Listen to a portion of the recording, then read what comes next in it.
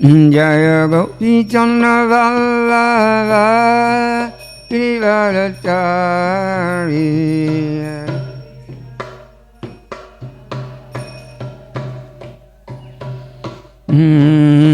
Jasoda Nandana Braja Jana Ranjana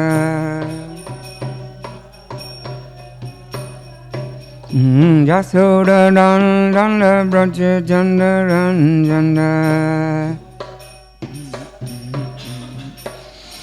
Yamuna Tira Vanachari Yamuna Tira Vanachari Jaya Radha Madhava Kunja Bihari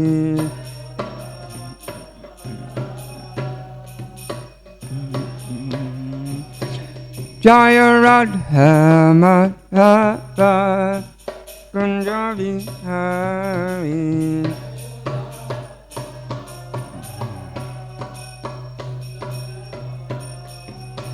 Jaya Prabhupada Jaya Prabhupada Prabhupada Jaya Prabhupada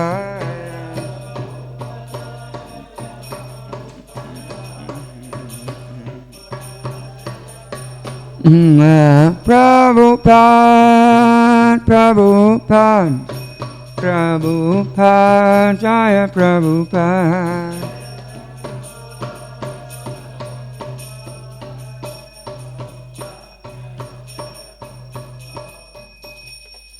Jai Shri Radha Govinda Krishna Ram Logira ISKCON Ki Srila Prabhupada Ki Jai Garuda Govinda Om Namo Bhagavate Vasudevaya Om Namo Bhagavate Vasudevaya Om Namo Bhagavate Vasudevaya. Reading from Srimad Bhagavatam, Canto 3, Chapter 12, Text 20.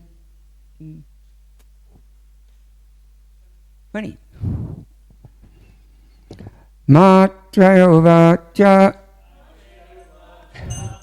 Ivam Atma Bhuvadishta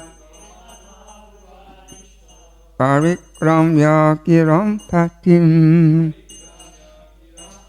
Bodhanityamam Amantriya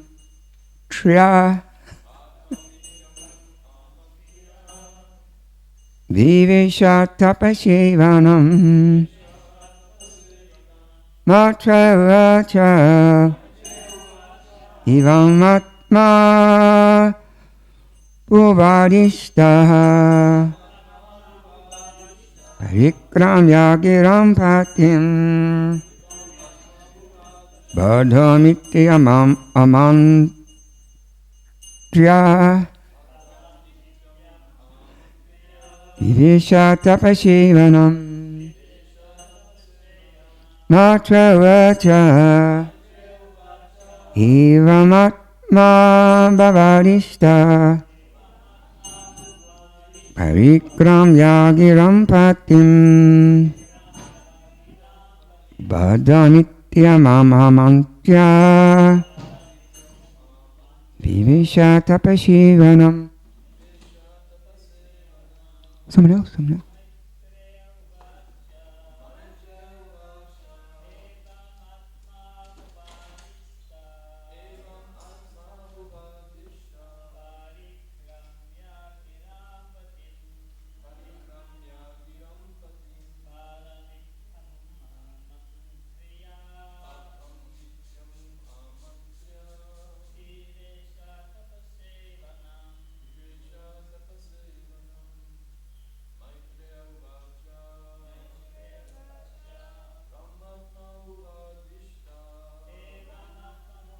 Is that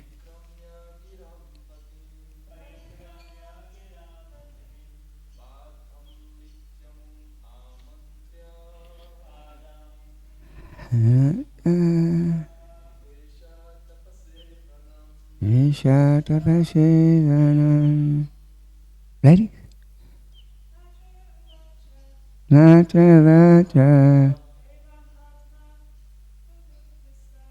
Aivamatma bhuvadishta Elikram yagiram padim Gadamitya mama Visheta pasivanam Maitreya Uvacha Sri Maitreya said, Evam, thus, Atmabhova, by Brahma, Adishta, being so requested, Parikramya, by circumambulating, Dhiram, of the Vedas, Patim, unto the Master, Badham, that is right, Iti, thus, Amam, unto Brahma, Amantya, thus addressing, Vivesha, entered into, Tapashi, for the matter of penance, Vanam, into the forest. Sri Maitreya said, thus Rudra, having been ordered by Brahma, circumambulated his father, the master of the Vedas, addressing him with words of assent. He entered the forest to perform austere penances. There's no purport, I'll just read the next verse. Brahma, who was empowered by the Supreme Personality of Godhead, thought of generating living entities and begot 10 sons for the extension of generations. Matri, text 22. Marichi Atri Angiri Palastya Pulaha Kratu Brigu Vishishta Daksha, and the 10th son Narada were thus born. The whole process of creation, maintenance and dissolution of the cosmic manifestation is meant to give the conditioned souls a chance to go back home, back to Godhead. Brahma created Rudra to help him in his creative endeavor. But from the very beginning, Rudra began to devour the whole creation, and thus he had to be stopped from such devastating activities. Brahma therefore created another set of good children who were most in favor of worldly fruitive activities. He knew very well, however, that without devotional service to the Lord, there is hardly any benefit for the conditioned souls, and therefore he at last created his worthy son, Narada, who is the supreme spiritual master of all transcendentalists. Without devotional service to the Lord, one cannot make progress in any department of activity. Although the path of devotional service is always independent of anything material, only the transcendental loving service of the Lord can deliver the real goal of life, and thus the service rendered by Srimad Narada Muni is the highest among all the sons of Brahma. Yes. It's a very interesting verse. Yeah, so sometimes we could reflect on this verse and think why it is so important to conceive pure, elevated children imbued with spiritual qualities like Narada Muni, who are natural devotees who want to serve the Supreme Lord with love and devotion. You know, in the Varnashram system, it is said that the duty of spiritually minded, Krishna-conscious married couples is to produce virtuous and spiritually enlightened children, which are beneficial for both the parents, spiritually, as well as society in general. You know, this science of creating spiritual progeny of pure Krishna consciousness is called Govardhana samskara. Interesting. And of course it involves several factors, as mentioned in the Vedic literature, such as the spiritual consciousness of the parents, also the health of the prospective parents, also, you know, astrological calculations, you know, permission and blessings of the Guru. Because although we know that instrumentally a children is born with the aid of the genital, he's actually born from within the heart. It means that according to the consciousness or heart condition of the parents at the time of conception, a certain soul will be attracted to take birth in that womb. Of course, all this is going on through the workings of material nature under the Supreme Lord's supervision. And this is why it's so important to conceive pure, elevated children imbued with spiritual qualities who are natural devotees, who want to serve the Supreme Lord with love and devotion. Because, as mentioned in the Vedas, this will ensure that real peace and prosperity exist in the world. So one of the goals of the Krishna conscious movement is to help redirect the world towards social tranquility, peace and harmony by introducing this Vedic culture, this Vedic system. So important. In this verse we're hearing about the importance of devotional service. And we see Narada Muni, he was one of the great spiritual masters of many great advanced personalities in the world. We read about this in the Srimad Bhagavatam, how so many very exalted personalities took shelter of Narada Muni and accepted him as their spiritual master. And he was teaching the process of devotional service, how to develop our love and understanding of the Supreme Lord. So important. And we read that verse in the Bhagavatam, Bhagavad Gita, where Krishna tells it, he says, always think of me, become my devotee, worship me, offer your homage unto me. Thus you will come to me without fail. I promise you this, because you are my very dear friend. So this is the most confidential part of knowledge. The one should become a pure devotee of Krishna, always think of him, and always act for him. And, just by doing this, just by putting Krishna in the center of our life and trying to please him, we not only achieve the goal of bhakti yoga,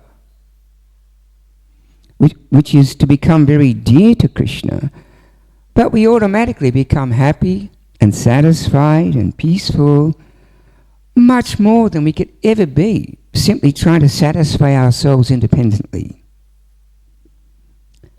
So, we read in the Vedic literatures, and we hear from the Vaishnavacharyas that we all have this ultimate potential to taste and experience divine love, and learning how to completely satisfy our loving propensity is really what spiritual practice is all about.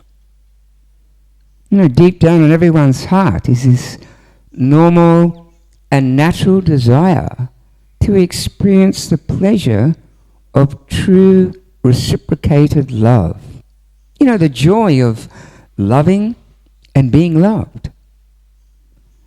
So in our bhakti school, we learn how our longing for love can only truly be satisfied when we re-establish our eternal loving relationship with the Supreme Lord Krishna.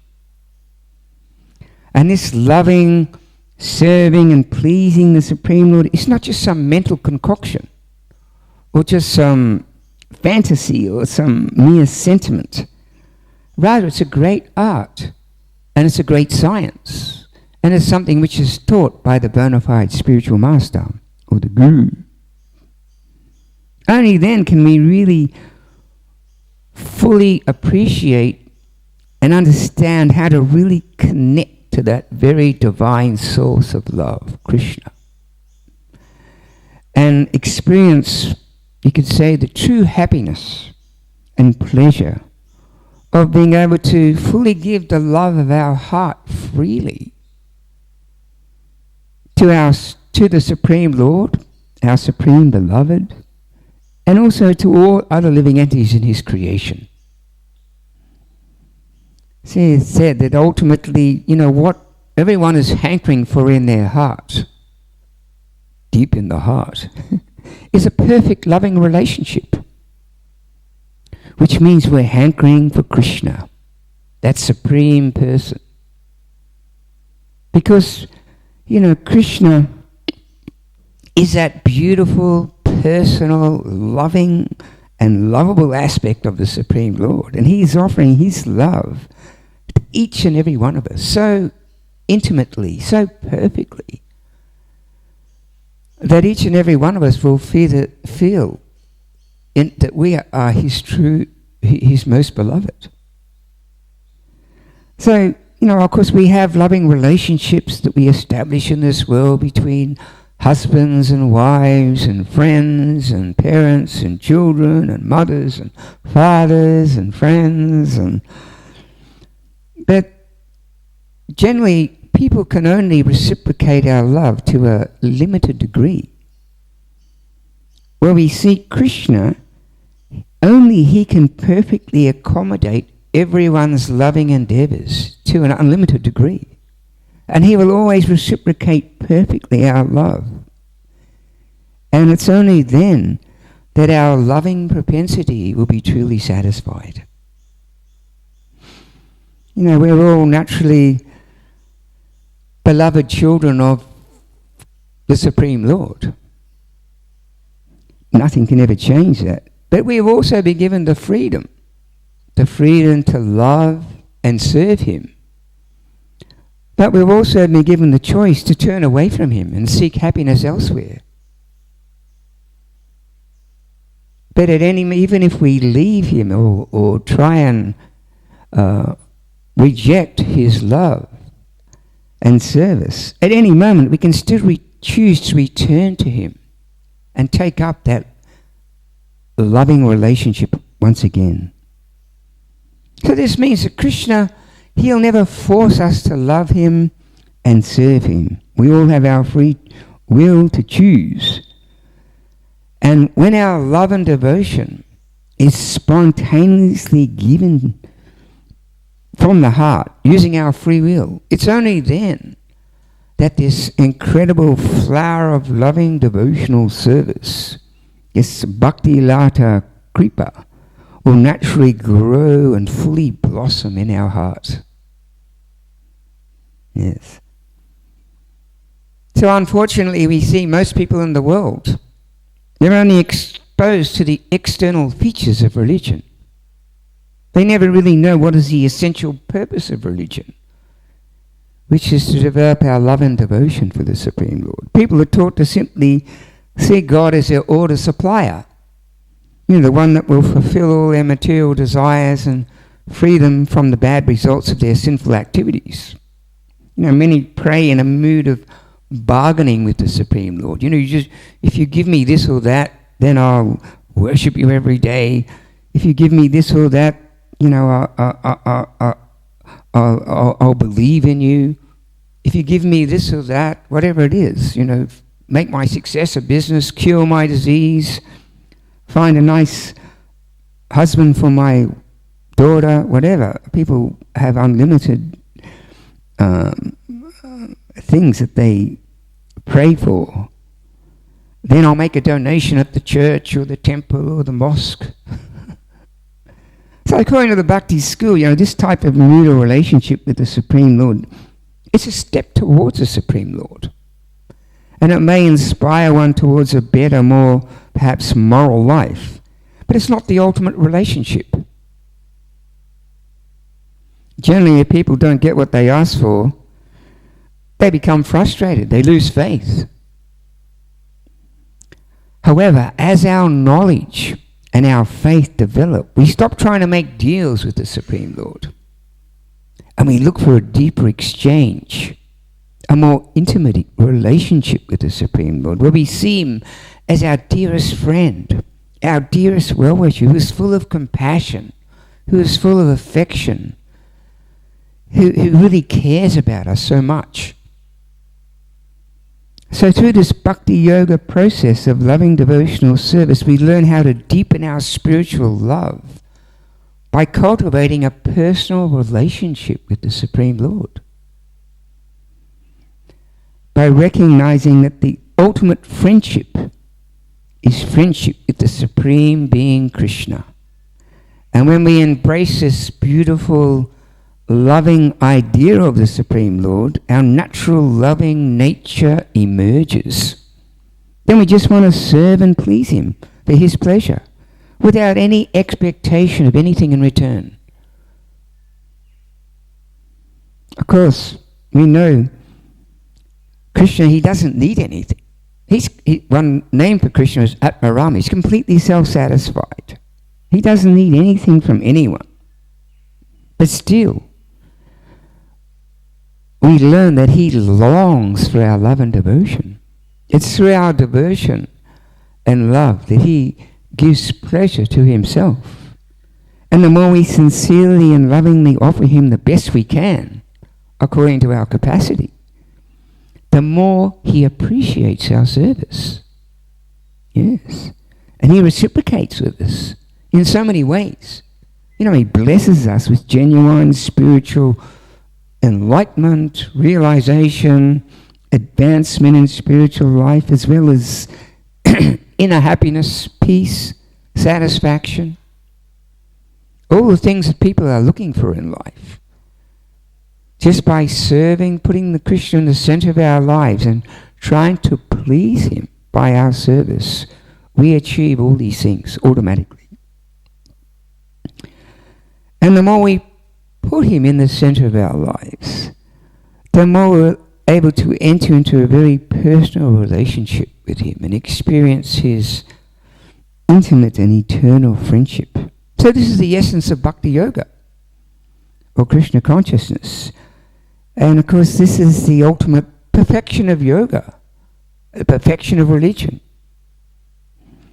Sincerely loving the Supreme Lord, it is said, is the deepest inner experience of the heart.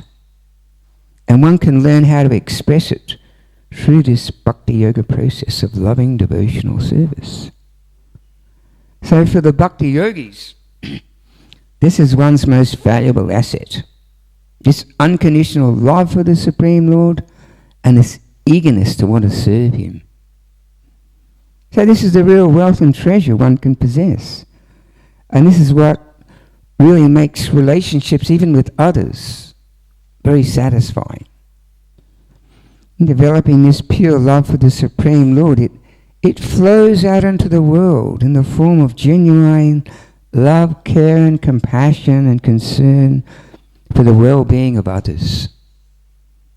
We see that the Krishna consciousness movement is a missionary movement where we realize that even though people are suffering in so many ways in this world, the real suffering that people are experiencing is the soul separation from Krishna. Just like if you really love someone and suddenly you're separated from them, you feel great pain in your heart due to separation. Similarly, everyone is experiencing this separation from Krishna, this pain in the heart. So therefore the devotees, out of genuine love, care and compassion and concern for the well-being of others, they go out and try and help re-establish people's loving relationship with Krishna. This is considered to be the highest welfare activity. And, we read in the Bhagavad Gita how there's many rungs in the yoga ladder leading up to the topmost perfectional stage of Bhakti Yoga. But once you reach that stage of Bhakti Yoga, there's another whole level of steps or levels of spiritual advancement that you can achieve through Bhakti Yoga, leading right up to Krishna Prem, pure unalloyed love for Krishna. So to achieve that highest perfectional stage of Bhakti, it comes gradually. It doesn't come overnight. It's a very gradual process. And it's through years of sacrifice, endeavor, determination, perseverance and patience that one can achieve that stage of bhakti. However, the results one experiences are so wonderful, even in the intermediate stages, that it gives the struggle to achieve it so much value. Yes. So, in our Bhakti Yoga school, we learn that despite our material conditioning, despite our bad habits, material desires, material attachments, we have a chance to elevate our consciousness and become truly enlightened and live with the highest integrity, despite having to deal with the ups and downs and challenges of living in this material world. But it's not easy. It's not easy. The world doesn't make it easy. It's inevitable that when we step onto the spiritual path, we'll face many obstacles. Not just obstacles coming from the world around us, but also obstacles from within us due to our past conditioning.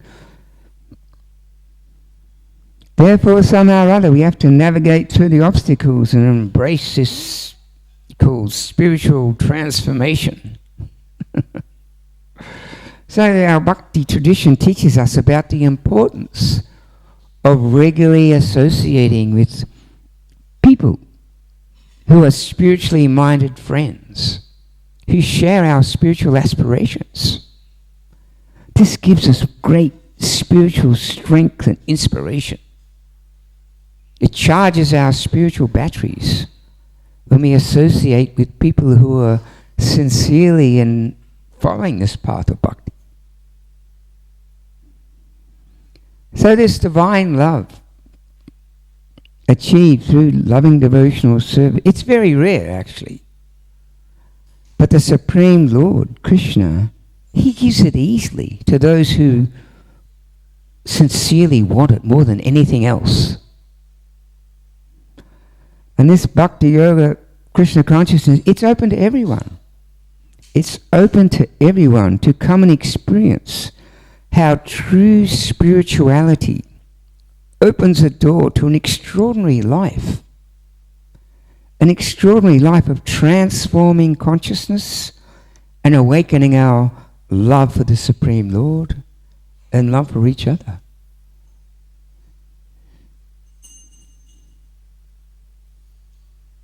So we're learning in our bhakti school that, can completely satisfy our loving propensity is what spiritual life is all about. But when we look at the world today, unfortunately, in today's modern world, according to surveys, countless people say and feel that they have never truly been loved. Actually, according to surveys, many people in the world today have actually no idea what love really is, despite their deep longing for it. It seems in our modern, busy world, love may have developed, you could say, too vague a meaning. Even people have developed unusual ideas about love. There was one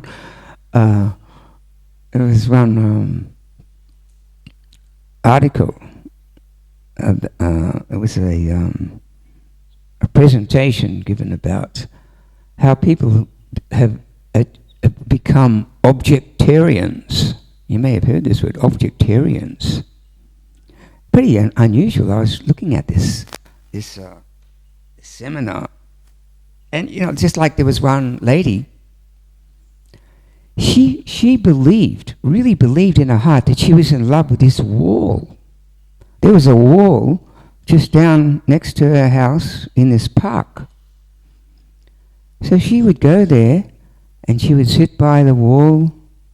She would talk to the wall. She would take her food down there, eat next to the wall. Maybe she believed the wall is something that will never let me down.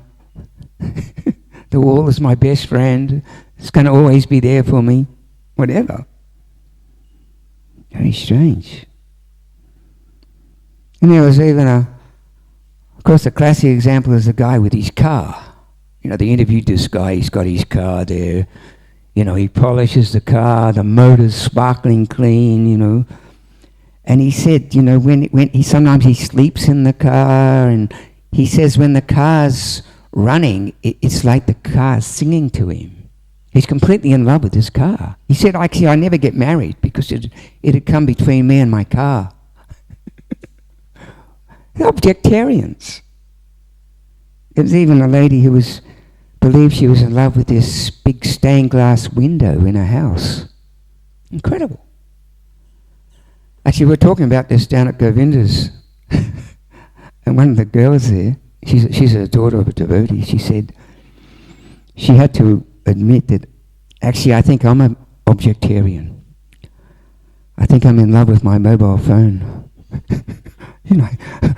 I keep it under my pillow when I'm sleeping at night, and I'm always polishing it. So, the reality is that the frustration that burns in people's hearts is that in the modern day world is that I want to love and I want to be loved, but it doesn't happen in a perfectly fulfilling way, in a perfectly satisfying way, despite my best efforts. And if people are honest, they'll admit this, that they have a problem in loving in this world. We see that so many big divorce rates around the world, people fighting, domestic violence. So people are honest, they admit there's a problem in loving in this world. And the way they try and ignore the problem is they simply bury themselves in their work. They become workaholics, or they turn to intoxication. People, you see the guys, instead of going home they all go down the pub and start drinking. The various other forms of escapism, simply trying to hide this reality.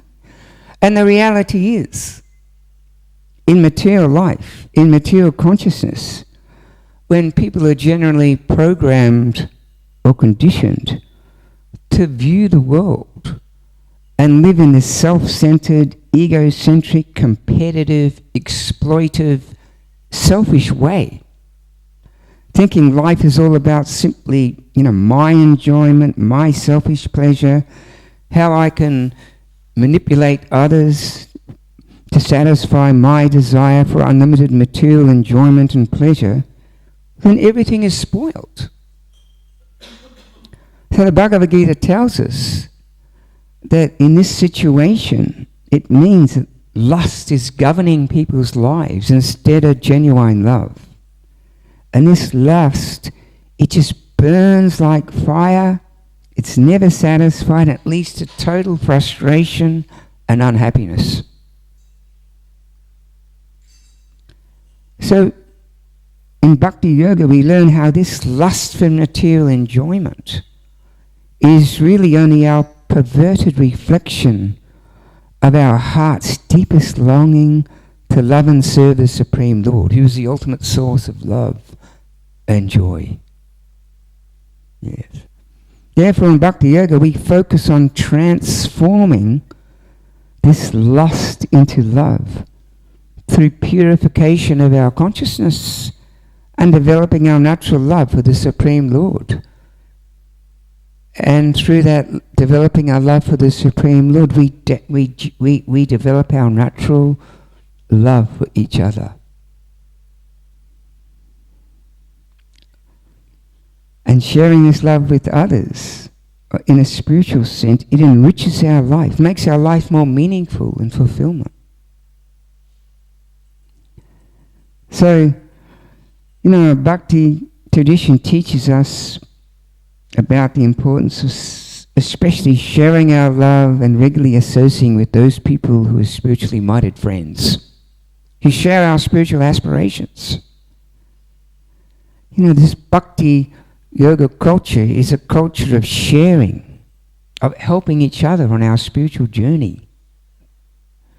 Living and working, in this modern world, At the same time, maintaining, you could say, spiritual awareness can be very challenging. And the question is, how can one survive spiritually when you're surrounded by so much negative materialistic energy, especially people out there that are working in the world and having to deal with this spiritualistic, materialistic energy and materialistic consciousness which just pervades the world. Therefore, this spiritual communion is one of the timeless practices, highly recommended for spiritual practices. This will give us great strength and inspiration. It will, as I said, charge our spiritual batteries, protect us from becoming frustrated and bewildered by the negativity of this world. This association of devotees is so important. It will actually empower us to be respectful, kind, and faithful to our values, and help us grow amidst all the different obstacles and challenges that we face in life on our spiritual journey. You know, whatever our situation is in life, we should cultivate close, caring friendships with those who understand and support us. So in this sense, we can understand the purposes of establishing bona fide religious institutions, which is to create synergy, to create community, to bring like-minded people together, to establish loving relationships, to harmonize, to get guidance, motivation, inspiration and education, to grow spiritually in developing our understanding and love of the Supreme Lord, which is life's real goal. Living in the modern world, also the iron age of hypocrisy and quarrel, it's not so easy. Therefore, even relationships, like life itself, can be full of complexities. So it is said we should develop an equal balanced mind when we're dealing with others. As servants of the Supreme Lord, we are servants of each other. Lord Caitanya has taught us a beautiful meditation. To think of yourself as a humble servant of the servant of the servant of the Lord's servants. And he taught us also that we should be more humble than a blade of grass, more tolerant than a tree when dealing with others. And while embracing these qualities of humility, tolerance, patience, forgiveness, we should offer our respects to others. This is what it means to walk the spiritual path, which means we should always strive to only see and appreciate the good in others. This is the consciousness of a true Vaishnava, or one who is advanced in spiritual life. Everyone has their faults, but more important, everyone has a beautiful soul and so many wonderful attributes. And of course, everyone is very, very dear to Krishna. So it pleases our Supreme Father when he sees us children getting along and cooperating with each other. And this happens best when we put him in the center and we all come together and together we serve him. When we do this, what happens? We all lose our self-centeredness. And then we naturally begin to cooperate, appreciate, and respect each other. So despite our shortcomings and differences, our real strength lies in, you could say, caring for one another and unifying as one family, living under the care and guidance of our Supreme loving Father and his representatives. There is a beautiful etiquette taught in our bhakti tradition that supports healthy community. When you meet someone senior to us, we offer our respect and service. And when we meet someone who is newer to spiritual life, we should offer them care and affection. And we should be encouraging, supportive, and helpful to such persons. And when we meet someone who's equal to us, we should make friendship with them. Also, one of the great saints in our bhakti tradition, Rupa Goswami, who lived 500 years ago, who's one of the principal disciples of Lord Caitanya, he taught us 6 simple ways to cultivate spiritual relationships. And the first one is to confidentially reveal your mind to your close friends. And of course, secondly, to listen to your friends when they open up to you. Yes. And also the third one is to be in the mood of giving gifts and also receiving gifts with gratitude. And of course, the other one is offering sacred food, prasadam, food which is cooked and with love and devotion and offered to Krishna. And of course the sixth one is graciously receiving that sacred food when it's offered to you. So these are some of the ways in which friends can share affection. What makes spiritual relationships ultimately so fulfilling is that they're centered on this shared interest, which is centered around devotion to the Supreme Lord, serving the Supreme Lord, who's the very source of pleasure and love. And of course, in regards to partners, it is said that, stable marriages produce stable families, which are the building blocks of peaceful communities and societies. Unfortunately, we see, as I mentioned before, this romantic attraction. It comes and goes amongst partners. Divorce rate in so many countries is so high. I think in America, 1 in 2 marriages ends in divorce. I think in Australia, it's about 1 in 4. People coming.